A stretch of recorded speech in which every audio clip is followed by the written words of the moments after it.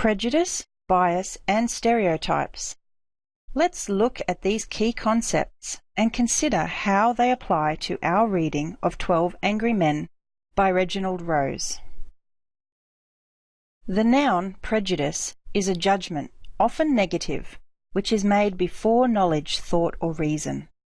It is made up of the prefix pre, which means before or prior to, and judice, which is the Latin of judge. Prejudice is one of the main ethical issues raised in 12 Angry Men, through the actions and interactions of the jurors. Some of the jurors have already made up their minds about the accused.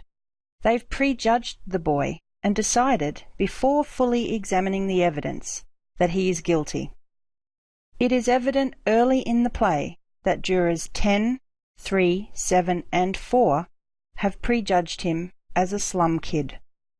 Consider the role prejudice plays in shaping the 11 guilty votes decided by the jurors within seconds of sitting down to discuss the charge. A stereotype is a widely held idea about certain people, groups, places, and behaviours. Stereotypes tend to be based on misunderstandings, oversimplifications, or narrow perspectives.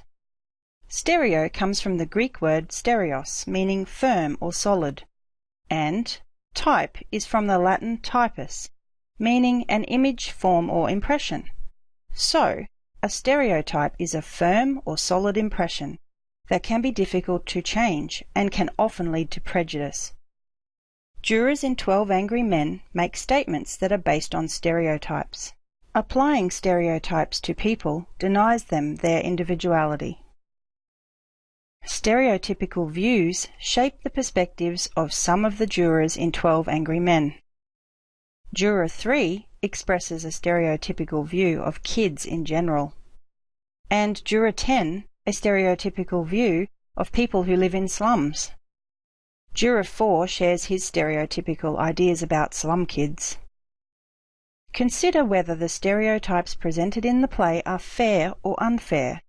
For example, Juror number 5 came from the slums and feels personally insulted by the stereotyping. He is proof that not all slum kids are criminals. Bias is a one-sided opinion either for or against a person, group, or thing, which leads to unfair treatment or inequity. The word bias comes from Old French meaning slant, slope, or oblique.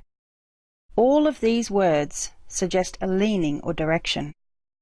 If you show bias towards something or someone, then you are leaning or tending towards it, showing it favour.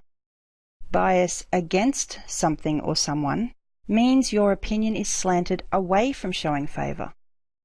Bias, either favourable or unfavourable, can lead to prejudice. Think about how bias is demonstrated by the characters in the play. Juror 10 demonstrates his bias against the accused as a boy from the slums on a number of occasions. Juror 8, on the other hand, leans in favour of the defendant. He has a positive bias towards the defendant. As you read, consider what influence bias has on how the jurors perform their duty. Remember, by law, every citizen is entitled to a fair trial. The 12 jurors are responsible for reaching a verdict that will decide the fate of another human being. They must base their judgment on the facts of the case, the evidence brought before the jury.